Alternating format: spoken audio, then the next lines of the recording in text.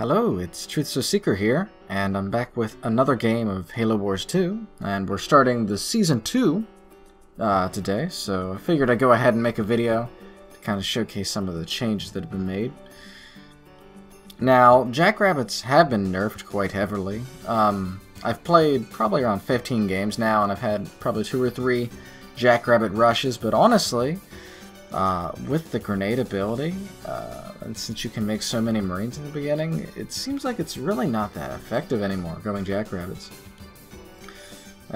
Therefore, a Marine presence seems to be much stronger now, as you'll see I take on in this game. So I do my normal double supply pad opening, but considering that infantry is so much more important in this season, it's been leading me to believe that you should go really heavy in supplies so that you can, pump them properly, because if it's a UNSC mirror, you're going to want to mass produce infantry. So I go ahead, and normally I only upgrade 1 pad, but I actually go ahead, and I've been trying to mess around with upgrading 2 pads here, because I think that could be more helpful. And I keep trying to buy that base. I think there's something wrong with my controller, because it keeps not selecting the buildings properly. Also, you see I didn't go generator 3rd like I used to, actually. I'm going to try and go generator 4th. Sometimes, I've been debating whether to go 3rd or 4th. It's not such a big deal, I think, but yeah, the reason I go early Marines like this is, of course, to potentially push, but the main point is to go for power nodes and to just make sure the enemy doesn't expand. It's a big purpose. Now, why am I playing as Anders? Because you may be wondering that, as I, selected Anders at the start. Naturally, her R&D makes reinforcements and just generally making your troops overpowered much easier for you. So, I can get the upgrade for the grenade throw, I can get the upgrade for the tier 1. All of that relatively cheap, and that's really important that you are able to get the grenade throw quickly, and that you're able to get the tier 1 infantry quickly, as you'll see here.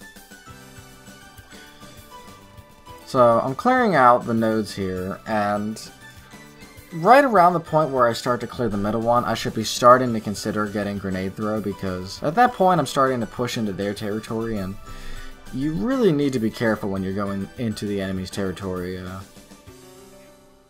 without grenade throw, at least. Against Covenant, it's a little more flexible, just because, in general, they're not going to really be able to push you off with just grunts. Colony, of course, the DLC leader Colony is the exception, because he has the skitters, which are, I think they're really good. No one's found a very solid way to use them yet, but I have a feeling that there's going to be something that comes up, because they seem to be way too good just to not have anything that works with them. So yeah, you see I have the grenade throw ability queued now, and I'm actually going to go ahead and get a second generator now that I've got my my economy really rolling. But yeah, you see he's going skitters, and I think it's really interesting, because without grenade throw, Marines really don't do much to the skitters. Skitterers, or whatever. I don't know if it's 2 ERs or whatnot. But I have grenade throw now, and this is why you really need grenade throw, because it makes it so much more effective against skitterers.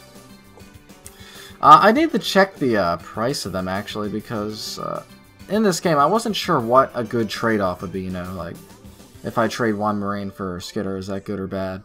I don't know the price of them, so that's something I need to check up on.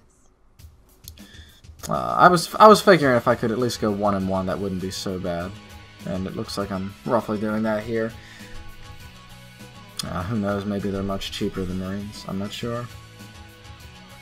But yeah, you see, I'm trying to get my power eco kind of going here while still producing Marines, because I see he's going heavy skitterers. I need to look at the name of that, because I don't know whether to call it skitter or skitterers.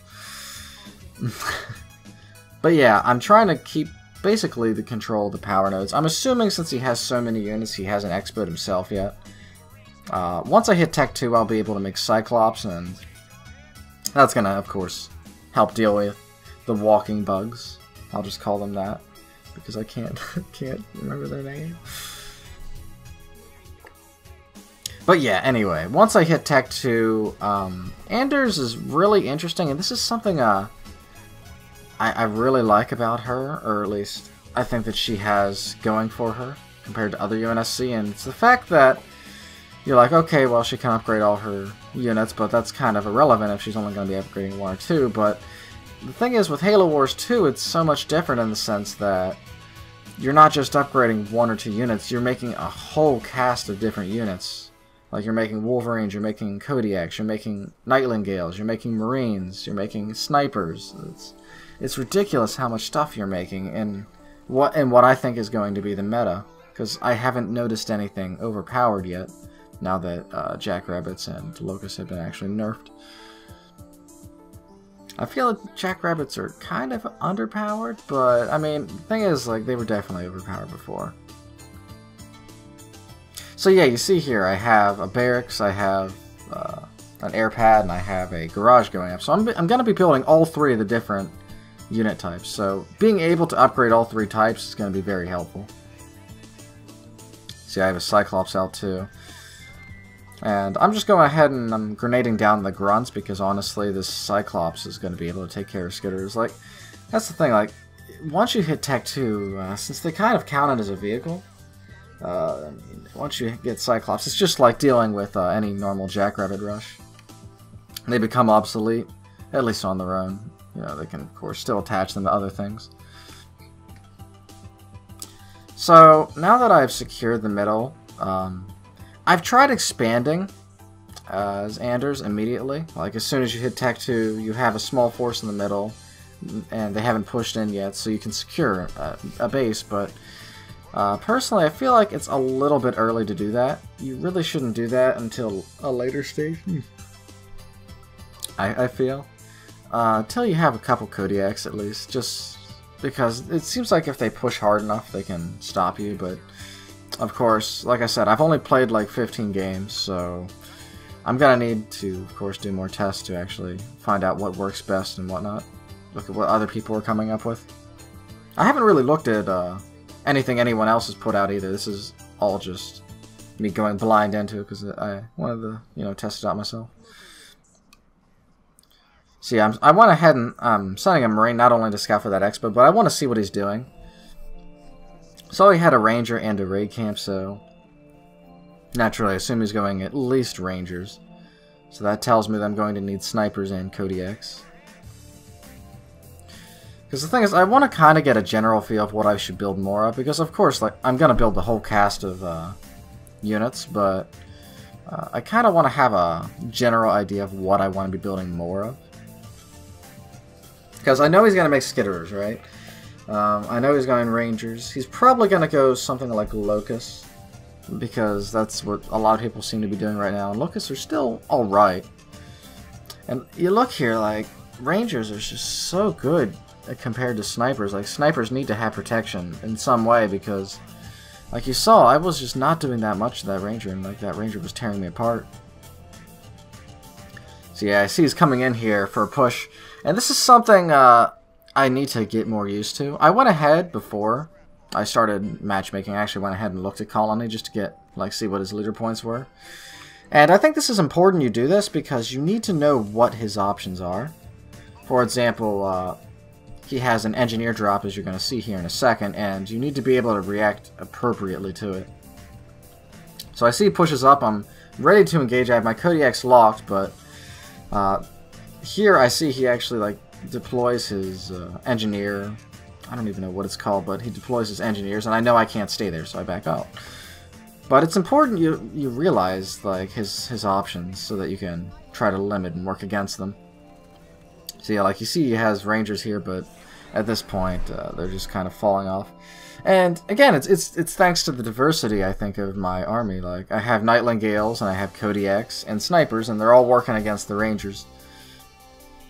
Granted, that army wasn't that big, but it's still worth noting that I'm noticing that you're having to build an actual army and not just spam Locusts or spam Flamehogs or something, which I'm really happy to see. And since it takes much longer to get leader points, it's looking like the armies are going to be more actual troop-based and not just, you know, using leader powers, which I'm really happy to see. So yeah, since I pushed off that attack, I felt that I should be safe to take that expo, so I go ahead and take it. And something I have been noticing that I need to kind of work around is I need to be getting a field armory sooner, because you see right now I'm on 80 pop. I can't build anything else. So yeah, I go ahead and queue up a field armory now, but honestly I need to be working in when I can do it better. Because to be fair, I mean, I don't necessarily have to get the max pop upgrade, because there's still so many other things I can do with that power, you know. Since Anders has the cheap upgrades, I can go ahead and use all that power to upgrade my infantry, vehicles, and air. So I send that Marine and try and get another scout. I see he's still going Rangers. It doesn't concern me too much because Anders has her Kodiaks, and that's like kind of natural, I guess. As far as what counters Anders for Colony, I feel like, and it seems strange because Colony is a very slow unit in a sense. Like everything about them just seems rather slow. They're what are they called? Goliaths, I think. And their actual hero, it's just rather slow in general. And I feel like if he ever goes in and you can spot it, you could try and go in for a base trade maybe. But it also kind of works against him to try and go in for a base trade because his army is very tanky and very well suited to fight you directly in a lot of cases. And I don't see, like, trying to base trade really working out for them. But yeah, you see those Kodiaks are just tearing up those Rangers.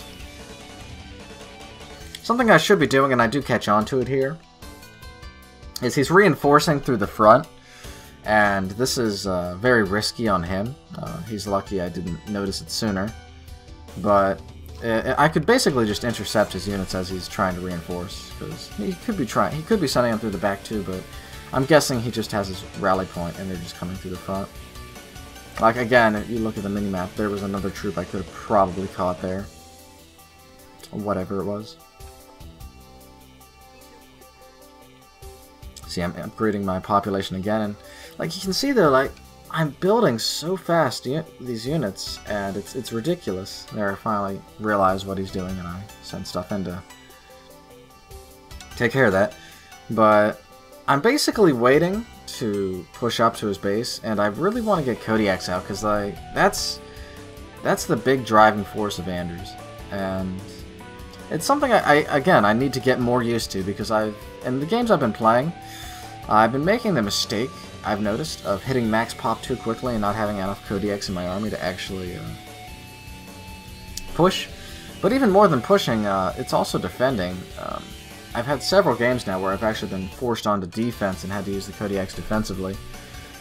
And of course, you know, because of Season 1, we've basically learned that Anders is a good defensive leader, and I think she still is a good defensive leader. However, I feel that she needs to be more aggressive in a lot of situations in order to actually win. And I feel, thanks to her upgrades, she can be more aggressive now. And this is very important. Once Anders goes passive, it can go downhill from there. But yeah, you see, he just doesn't have the army to fight me here, and I'm just able to go for the space here. Honestly, if Colony is only on one base, like if you can get fully developed and they're still only on one base, I feel that you're probably winning at that point. I've seen a lot of people trying to go Scarabs, and to be fair, like it can be scary. Like I've had someone go Scarab with 3 Skitterers on them, and combine that with the fact you have Engineers and Colony's ultimate leader ability that lets units just heal over time, which is an amazingly good ability. It makes it so hard to kill Scarabs, especially because, you know, Colony has a bunch of ways to heal his own troops. But yeah, he tries to push in here, and like you can see, I have all the counters for his actual army, and it's just not able to really stand up to what I have here. I'll be looking to record more games in the future. I do need to learn Anders. I'm definitely going to be playing a lot more of her, because I think she is a much more viable leader this time around. I don't know if she's the best. I've noticed there's a lot of Captain Cutter on the leaderboard, which I think is interesting, because maybe he was kind of overshadowed due to Kinsano. And I feel now that Kinsano and, well, just Jackrabbits in general have been nerfed, Cutter is going to be able to shine a lot more. And, of course, my opponent self-destructs his base, meaning, in my opinion, that he's just resigning. So, I hope you guys enjoyed this video. I'll be hopefully posting more of Season 2 as it comes out, and I'll see you guys in another one. Take care.